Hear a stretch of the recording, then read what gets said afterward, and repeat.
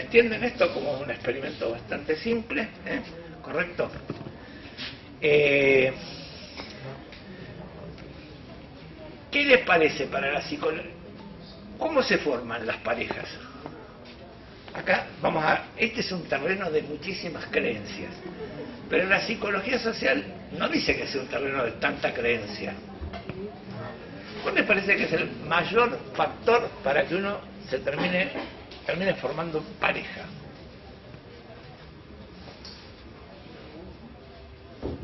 No se juegan. Y tiene que ser totalmente diferente a mí, una de las creencias posibles.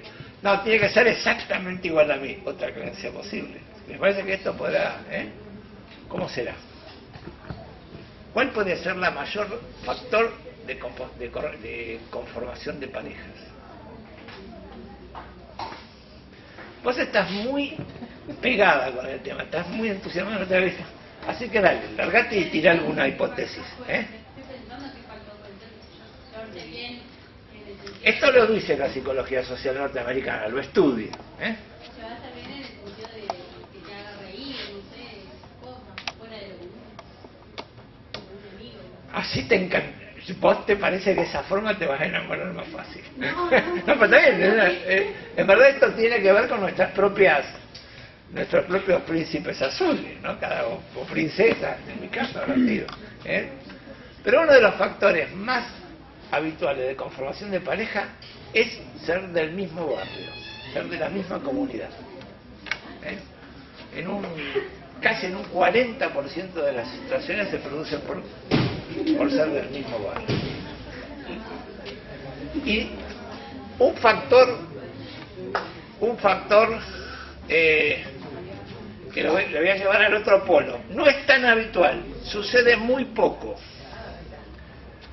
pero una parte de las parejas se conforman por pasar una situación de estrés en común con otra persona. ¿Se entiende? Pasar una situación de estrés o de miedo hace que uno se ligue efectivamente a la persona con la cual la pasa. O sea, vamos a acordar una cosa.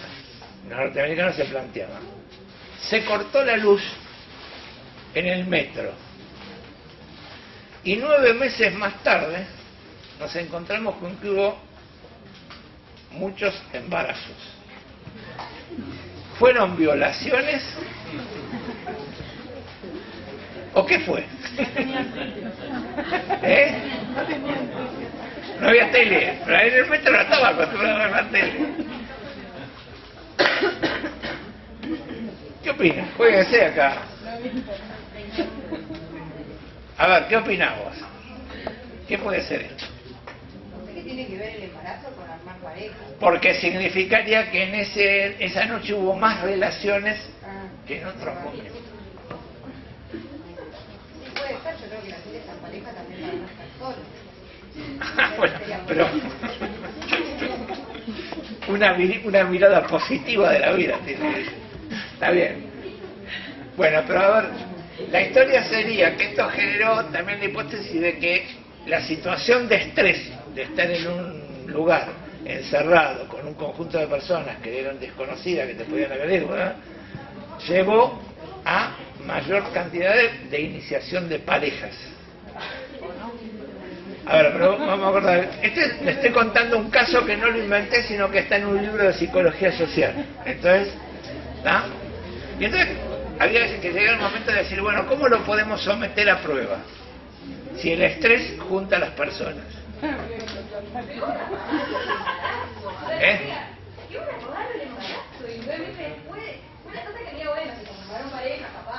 No sería fácil de hacer un seguimiento. Es posible que lo que vos decís sería lo razonable, pero no es fácil de hacer un seguimiento. Imagínate que un metro que se queda sin luz en Nueva York es un montón de personas que cómo sabes quién estuvo y quién no estuvo, ¿no?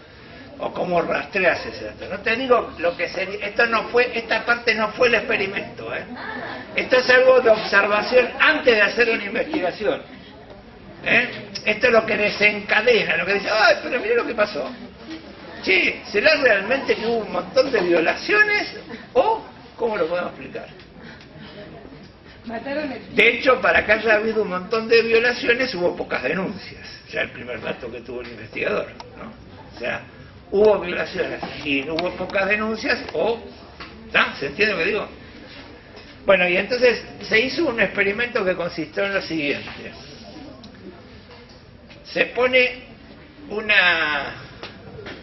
sobre un puente de estos de pasarela, ¿vieron esos que son colgantes? Que algunos tenemos en nuestra cordillera, las pasarelas de la cordillera. ¿Han visto? ¿Alguno ha estado en el interior y ha pasado por una de estas pasarelas que son colgantes? ¿Nadie tuvo la experiencia? Bueno, se trató de hacer comparativamente una pasarela a 4 metros de un río y una pasarela a 72 metros de altura sobre un río. Entonces, en uno de los lugares, en las dos pasarelas, cuando las personas terminan de pasear, se acerca alguien del sexo opuesto y le dice: mire, yo tendría que hacerles una encuesta sobre esto, le doy mi teléfono, ¿me podría llamar? ¿No? Entonces esto sucede en las dos, y entonces resulta que después en la pasarela de 72 metros de altura hay mucha más gente que se comunica telefónicamente para ponerse en contacto con el encuestador. ¿Se entiende lo que estoy diciendo? ¿Qué te reís? O sea, significaría que ante el mayor estrés, cuando vos encontraste una cara, al terminar el estrés, te afianzás o te agarrás, te vinculás más fuertemente que en una situación de no estrés. Sí. Porque hay un propósito por el cual comunicarse.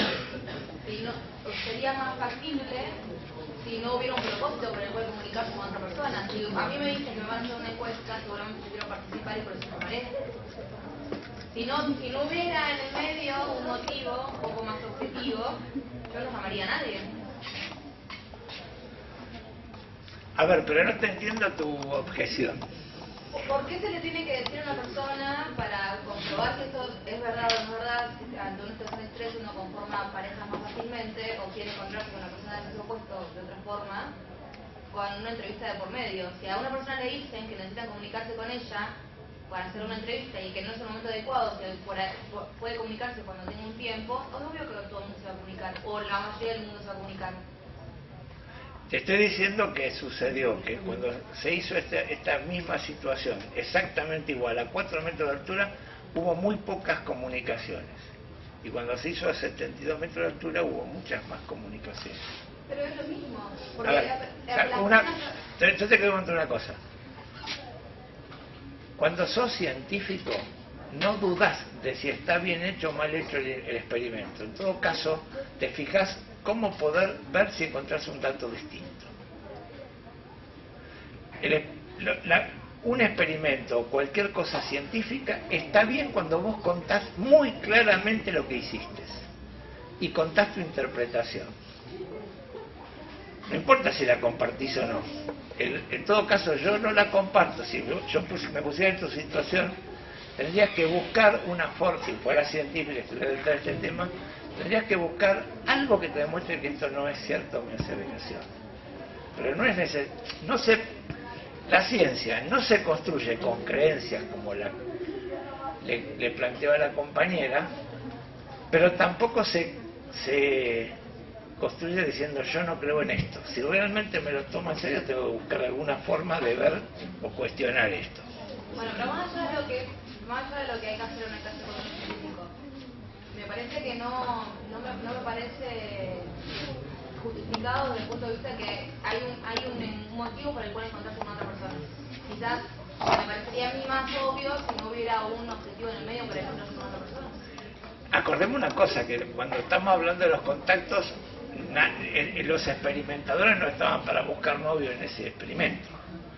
En todo caso, se trataba de evaluar el tipo de acercamiento que se producía después.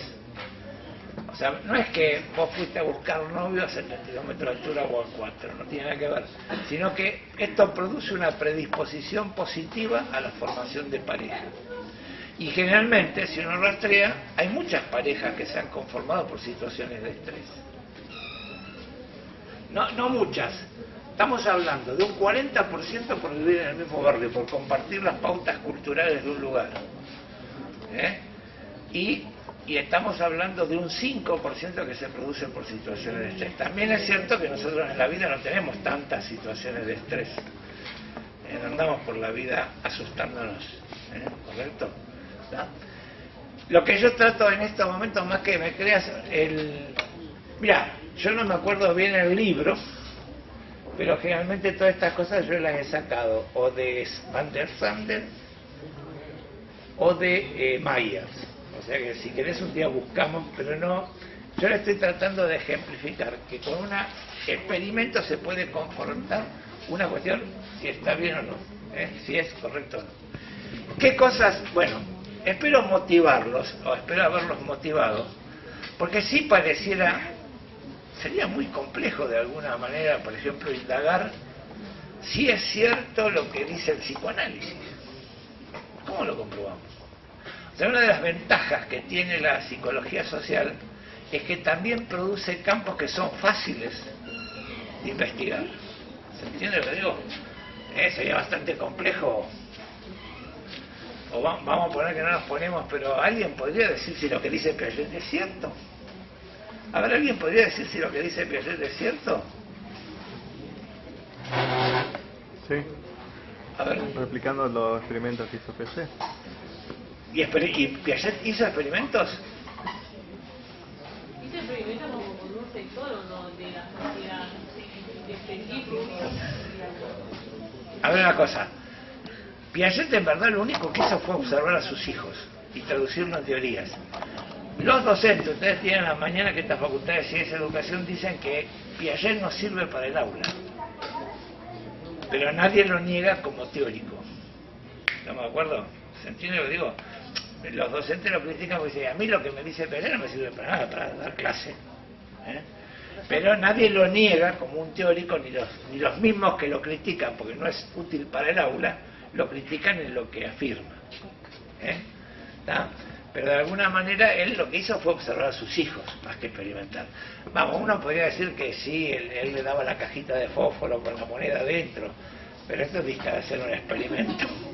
Puede ser un juego que él después lo terminó consignando, ¿no? Bueno, a mí que me parece que puede... Bueno, esto yo los quería motivar con esta idea de la cuestión de la conformación de pareja, que por ahí es una de las cosas que estudia la psicología social norteamericana. Estudia también, por ejemplo, o le interesa también cuando se generan, por ejemplo, personas con valores altruistas. Tiene esta hipótesis. ¿Qué es lo que hace que alguien se vuelva altruista? No les voy a contar esto, ya sería... altruista. Que tengas una propensión a sacrificar parte de tu bienestar por el beneficio del conjunto. Eso será altruista. Un bombero voluntario se supone que es altruista. Así que a mí me parece que te vendría bien el ser bombero voluntario. Pensalo. ¿Te ves vos como hija única de bombero voluntario? No. Bueno, pero no son los que más me interesaron a mí. Hay otra cosa que me parece que es clave, y es que muchas cosas que estudiamos en la psicología social norteamericana, como por ejemplo prejuicio, discriminación, temas candentes en nuestra cultura actual. Pero ¿cómo interpreta la psicología social norteamericana el prejuicio y la discriminación? ¿Cómo creen que lo interpreta? ¿Lo interpreta como una característica individual? ¿Es algo que yo tengo en mi personalidad, ser prejuicioso, discriminador? ¿Qué opinan?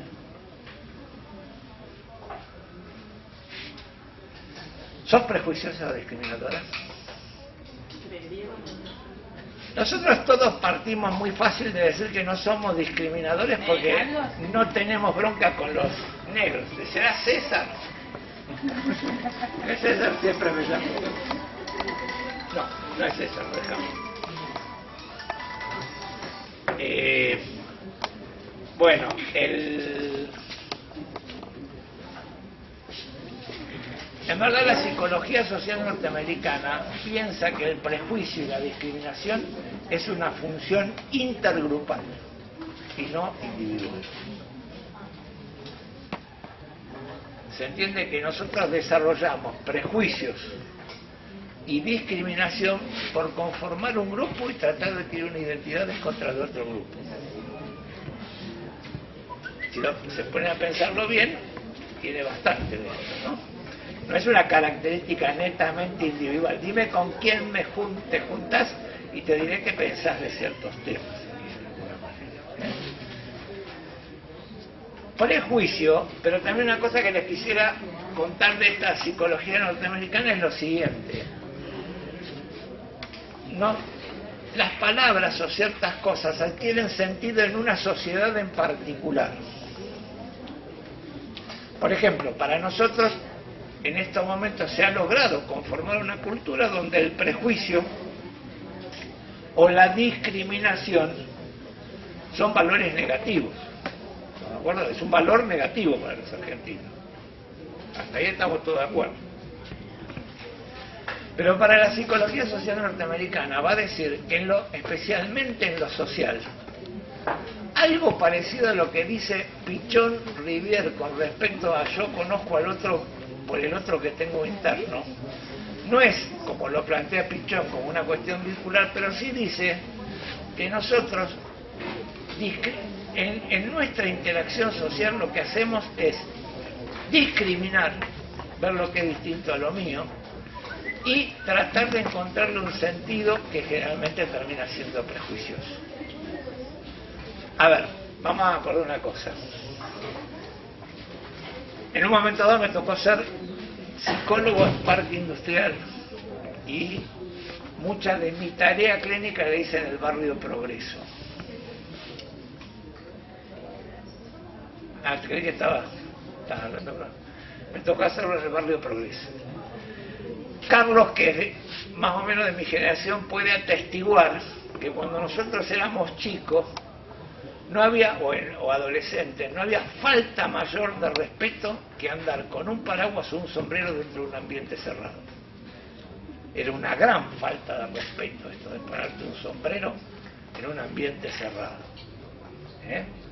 Era como tocarle a las personas mayores. Entonces, alguna vez tuve algunos encontronazos porque se me ocurrió pedirle a algunos jóvenes que iban al trabajo que hacían conmigo si se podía sacar la gorra. Y eso era como decirle desnudate acá. Era más o menos para los jóvenes, era como decirle, mira, desnudate que vamos a... Algo así, era sacarse la gorra era como desnudarse directamente. O sea, había toda una cuestión cultural. Empecé por este lado para observar lo siguiente, y también en el barrio aprendí que con las famosas capuchas de las camperas, es generalmente lo que usan los chicos en el barrio para poder robar dentro del barrio. No llevan una máscara. En el momento de se ponen bien la capucha, la ponen bastante abajo y con eso roban. ¿Estamos de acuerdo? Entonces, el policía que ve estas capuchas y para y pregunta al antecedente, ¿es prejuicioso? Sí. Y ese prejuicio es el que condena el SINADI hoy en día. Nosotros tenemos hoy en día que estos valores lo estamos sustentando gracias a la acción de lo que se llamaría el SINADI. ¿Cómo es el de discapacidad? SINADI es el... SINADI es el de discriminación. O sea, este valor se sustenta hoy en día que hay una ley y vos podés pedir un castigo si alguien discrimina. ¿Está? Lo que insisto es la idea de que esta cuestión, en términos psicosociales, nosotros terminamos manejándonos por prejuicios que son experiencias anteriores y tenemos discriminar, no es una función negativa en la psicología social. La psicología social norteamericana va a hablar de discriminación para poder entender discriminar ciertas pautas sociales de otras. Ejemplo, para que no yo ya les conté una vez que las corrientes de comunicación no verbal planteaban que hubo muchos encontronazos en la guerra porque los signos de acercamiento sexual eran distintos de acuerdo a las culturas. Entonces lo que para uno significaba ya estoy entregado, para otros no tenía nada que ver, ¿viste? El beso, por ejemplo, para el norteamericano es el segundo paso y para los franceses es prácticamente más comprometido que la relación sexual. ¿Se entiende lo que digo? Entienden que ahí estas cosas tienen que ver con lo cultural. Los pasos del galanteo son distintos en todas las culturas, ¿eh? También en todas las generaciones. Yo todavía no aprendí bien qué quiere decir transar, hasta qué nivel se llega con el transar, ¿no? A veces me cambian siempre la bocha. Yo creo que ya está ahí. No, mira, bueno, transar es mucho. Bueno, no lo he podido aprender todavía. Bueno, me van siguiendo. Bueno, les quiero hacer una recomendación última. Pasé la hoja, pásame. Me olvido de pasar la hoja al principio. Pásala. Debe haber dado más al principio. Quiero que vean la película Bowling for Columbine. Bowling for Columbine. Está en la Petco. O sea, está en la Petco porque está en YouTube. Pueden buscarlo en la Petco, pero si ponen bowling de jugar al bowling, o sea, de Columbine, que es un estado norteamericano. ¿Estamos de acuerdo? ¿Para qué quiero que vean la película Bowling for Columbine? ¿Alguno la vio? ¿Nadie la vio? Es una película hecha por Richard Moore. ¿Conocen a Richard Moore? No, Richard Moore me parece que es el lindo, ¿no? ¿Cómo se llama el director? ¿Roger Moore? Michael Moore. Porque Richard Moore es el lindo de Mejor Imposible. No, de Mr. Jones. No. Es Michael Moore. ¿Viste la película? ¿Por qué no te animaste a decirle que la viste? ¿También la viste? Porque vieron la película y dijeron hay que verla. No, a mí me la pasaron en el colegio. Está bien. ¿Y por qué te la pasaron en el colegio? A ver, contale, así no tengo que contar todo yo. Contale a tus compañeros para qué te pasaron esa película. A mí para un trabajo de química. Dale, ¿qué pasaba? Tenía que ver la violencia que había en la escuela y analizar. Bueno, pero ¿realmente en esa película se ve violencia en la escuela? No. No se ve cómo fue, digamos, cómo influye la sociedad, cómo las características que tenía la sociedad y cómo variaban en distintos estados.